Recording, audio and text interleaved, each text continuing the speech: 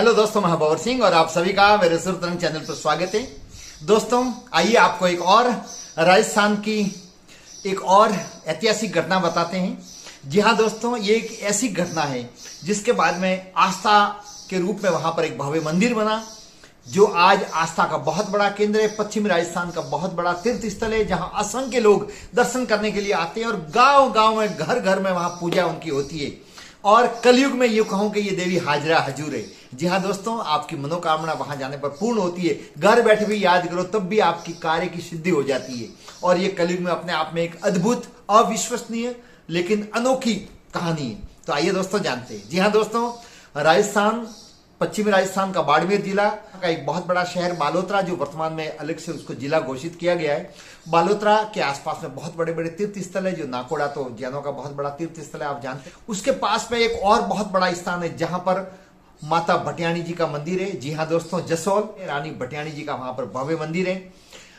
रानी भटियाणी जी, जिनका कलयुग में बहुत चमत्कार है, बहुत पर्चे हैं और असंख्य लोग वहां पर दर्शन करने के लिए जाते हैं।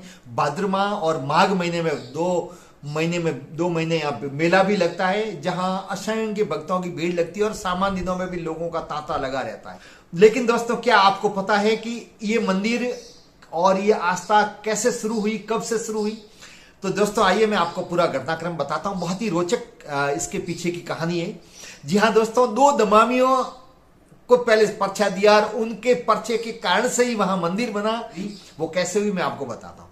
पहले उनका इतिहास जानते हैं। जी हाँ दोस्तों, रावल बालमल जी जसवाल के ठाकुर थे। उनके पुत्र हुए कल्याण सिंह जी। कल्याण सिंह जी की शादी हुई सिरोही जिले में, जिनकी पत्नी देवड़ी जी थी। और शादी के काफी साल के बाद तक भी उनके कोई संतान नहीं हुई। तो कल्याण सिंह जी ने दूसरी शादी की जैसलमेर के फतेहगढ़ तहसील के पास में एक गांव है, जोगीदास गांव। वहां के ठाकुर थे, उनका नाम भी जोगीदास ही था। तो उस जोगीदास गांव के ठाकुर जोगीदास जी के एक सुपुत्री थी जिनका नाम था स्वरूप कंवर। उनसे उनकी शादी हुई कल्याण सिंह जी, अर्थात कल्याण सिंह जी की ये दूसरी शादी थी। पहली शादी सिरोही जिले में देवड़ी जी से हुई, वो भी बैठी थी, उनके संतान नहीं होने के कारण से दूसरी शादी स्वरूप कंवर से हुई। जब स्वरूप कंवर की शादी हुई, शादी के बाद में 2 साल बाद में, शादी के 2 साल बाद में उनके एक पुत्र रत्न हुआ, जिसका नाम रखा गया लाल सिंह, जिनको लाल बना के नाम से जाना जाता है। जब पुत्र हुआ तो देवड़ी जी को ईर्ष्या हुई, स्वाभाविक है, उनके कोई संतान थी नहीं और उनको ईर्ष्या होनी थी। तो देवड़ी जी को ईर्ष्या होने लगी और वो उनसे कम बोलने लगी, दूरी बनाए रखने लगी। लेकिन स्वरूप कंवर जी, जो रानी भटियाणी जी, वो बहुत ही समझदार थी, मिलनसार थी, सहज सरल थी, बहन की तरह देवड़ी जी का सम्मान करती थी। उन्होंने देवड़ी जी को कहा कि आप भी आस्था रखें, माता जी के प्रति भक्ति भाव रखें, और माता जी के प्रति आस्था रखेंगे तो माता जी अपने भक्तों की संपूर्ण मनोकामना पूर्ण करेंगे। मुझे विश्वास है, आप एक बार करके तो देखो। तो भटियाणी जी की बात मानते हुए देवड़ी जी ने माता जी के प्रति भक्ति भाव रखा। भटियाणी जी के कथनानुसार उन्होंने माता जी के प्रति आस्था रखी, पूजा अर्चना की, उपवास रखने लग गए और उनको भी एक पुत्र प्राप्त हुआ, जिनका नाम रखा गया प्रताप सिंह। लेकिन चूंकि पहले जन्म हो गया था लाल सिंह का, तो हालांकि रानी में तो स्वरूप कंवर छोटे थे और देवड़ी जी जो बड़ी थी, लेकिन पुत्र ज्येष्ठ हो गया, लाल सिंह बड़े भाई हो गए। तो उनकी जो दासी थी देवड़ी जी की, उसने उनके कान भरे कि आपका पुत्र प्रताप सिंह तो हुआ है, लेकिन आगे जाकर के ठाकुर तो बनेगा लाल सिंह, और आपका तो पुत्र है वो ठाकुर बनेगा नहीं, ये छोट भाई रहेगा। और इस प्रकार से उनको चिंता होने लगी और ईर्ष्या और बढ़ने लग गई। अब वो जो दासी और देवड़ी जी मिलकर के षड्यंत्र रचते रही कि किसी न किसी प्रकार से लाल सिंह को रास्ते से हटाया जाए। लेकिन दोस्तों उनको मौका नहीं मिल रहा था। एक दिन सावन की तीज पर भटियाणी जी झूला झूलने जा रही थी। अब देवड़ी जी को भी कहा कि आप भी पधारो मेरे साथ में, और वहां जाते हैं। लेकिन देवड़ी जी ने बिल्कुल मना कर दिया कि मैं तो नहीं आऊंगी, मेरा स्वास्थ्य आज ठीक नहीं है, बहाना करके वो वहां रह गई।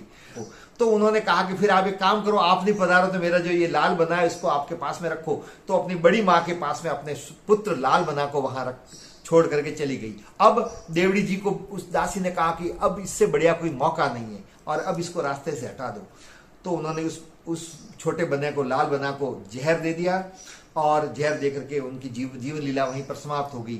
जब झूला झूलने के बाद में जब वापिस भटियाणी जी घर आई और उनको काफी समय हो गया था, तो कि दूध पिलाने के लिए बच्चे के पास में गई तो देखा तो वो तो मृत पड़ा है, उनका पूरा शरीर नीला पड़ा हुआ था। वो समझ गई कि धोखा हुआ है मेरे पुत्र के साथ में, और पुत्र को जैसे मृत देखा तो एक माँ की वेदना को हम समझ सकते हैं। वो सदमा सहन नहीं कर पाई और उन्होंने भी अपने प्राणों को वहां पर त्याग दिया। अब दोस्तों प्राणों को त्याग दिया, उसके बाद में उनका अंतिम संस्कार पास में गांव के बाहर जहां आज मंदिर है वहां पर उनका अंतिम संस्कार कर दिया। ये बात सब जगह फैल गई कि बच्चे को धोखे से मारा। कल्याण सिंह जी बड़े दुखी हुए, वो भी सुध बुध खो बैठे और बेहोश होकर के गिर गए। वो सदमा उनको लगा। तो सत्ता के लिए कोई भी रिश्ते नाते गौण हो जाते हैं, ये इतिहास गवाह है। अब दोस्तों यहाँ कहानी दूसरे रूप में शुरू होती है। जोगीदास गांव के दो दमामी, काफी समय हो गया तो चलो कि हमारे गांव के भाई साहब ब्याह हुए तो वहां पर मिलने जाते हैं। तो दोस्तों दो दमामी वहां पर अपने भाई साहब के वहां मिलने के लिए जसोल आए। तो जसोल आए तो लोगों ने उनको ये संदेश बताया कि बटियाणी जी का तो देहावसान हो गया है। अब वो दमामी बहुत दुखी हुए। तो कि कब की बात है? बोले कुछ दिन पहले की बात है। तो वो सीधे वहां पर रावड़े में नहीं जाकर के, वो सीधे जहां पर नदी के तट के पास में जहां पर उनका अंतिम संस्कार किया था, जहां भव्य मंदिर बना हुआ है, वहां पर गए। और वहां जाने के बाद में और फिर उन्होंने मरसइये गाए, अपने हृदय से पुकारते हुए मांग स्वरूप कंवर को याद किया। और ये उसमें वर्णन में ये कहा गया कि हम तो आपको मिलने के लिए आए थे, बड़ी उम्मीद लेकर के आए थे कि हमें कुछ भेंट दी जाएगी, हमें पारितोषिक मिलेगा, और काफी समय हो गया था आपको मिलने के लिए, लेकिन ये क्या हो गया? हमारे आने से पहले आपने तो अपने जीवन लीला को समाप्त कर दिया। अब हम कौन सा मुंह लेकर के घर जाएंगे? और ये सब गीतों में जब इसको मरछिये के रूप में गाए और जब करुण पुकार से गाए, तब कहते हैं बटियाणी जी प्रकट हो गए। और प्रकट होने के बाद में और उन दमामियों को भेंट के रूप में आभूषण दिए, गहने दिए और खुश किया। अब वो ये सब देख करके दमामी हक्के बक्के रह गए। एक बार तो उनकी आंखों पर उनको विश्वास नहीं हुआ, लेकिन जब साक्षात सामने देखा तो वो पूरा माजरा समझ में आ गया। उसके बाद में फिर उन्होंने जाकर के और वहां कल्याण सिंह जी को वहां पर ये बात बताई, रावड़े में जाकर के उन्होंने ये बात बताई। तो किसी ने उनकी बात पर यकीन नहीं किया। जब उन्होंने आभूषण बताए कि देखो ये आभूषण दिए, ये सब कुछ दिया, तब उनको लगा। दूसरे दिन जहां पर उनका अंतिम संस्कार हुआ था वहां पर आए तो देखा कि जो सूखी खेजड़ी थी वो दूसरे दिन हरी भरी हो गई। तब उनको लगा कि कोई न कोई चमत्कार है। फिर उसके बाद में आस्था से उनको याद किया जाने लगा। वहां पर छोटा मंदिर बना, थान जिसको बोलते हैं, थान थापना, वो थपाया। फिर छोटा, फिर डेढ़ी बढ़ी, फिर लोगों के आस्था का केंद्र बना। और धीरे धीरे धीरे धीरे ये प्रसिद्धि, ये समाचार लोगों तक पहुंचे आसपास के गांव में। तो लोग दर्शन करने के लिए आने लग गए, मन्नत मांगने लगे, मन्नत पूरी होने लगी तो और प्रचार हुआ। और देखते ही देखते ये स्थान बहुत बड़ा धाम बन गया और वहां पर मंदिर बना। आज तो आप देख रहे हैं ये नया मंदिर बनकर के तैयार है। मैं भी वहां जाकर के दर्शन करके आया हूं, आप में से भी बहुत सारे दर्शन करने के लिए गए होंगे। और इस प्रकार से दमामियों को जब सबसे पहले उन्होंने पर्चा दिया, दर्शन दिए, उसके बाद में इस मंदिर, इस बटियाणी माता के चमत्कार का शुभारंभ हुआ और लोगों के आस्था का केंद्र बना। और आज तो हमारे राजस्थान का ही नहीं बल्कि भारत भर के लोग यहाँ पर दर्शन करने के लिए आते हैं। गुजरात, मध्य प्रदेश, राजस्थान, हरियाणा से भी लोग दर्शन करने के लिए आते हैं। तो दोस्तों इस प्रकार से एक चमत्कार, एक पर्चा दिया और उस एक पर्चे के बाद में फिर लोकप्रियता बढ़ गई और फिर तो जन जन में आस्था के केंद्र हो गए। आज महिलाओं में बटियाणी जी की बहुत पूजा की जाती है, मन्नत मांगी जाती है। आज के कलयुग में हाजरा हाजुर है। माता की हमेशा भक्तों पर कृपा रही है, आगे भी रहेगी। दोस्तों आप भी कभी वहां जाए तो उसी श्रद्धा भाव से वहां पर जाए, दर्शन करें और माता का आशीर्वाद आपको भी मिले। तो दोस्तों ये था जसवल माता बटियाणी जी के बारे में वीडियो। जानकारी आपको कैसी लगी? वीडियो को लाइक करें, शेयर करें, कमेंट्स करें और चैनल को यदि आपने अब तक सब्सक्राइब नहीं किया है तो चैनल को सब्सक्राइब करें। आप सबका बहुत बहुत धन्यवाद। जय हिंद।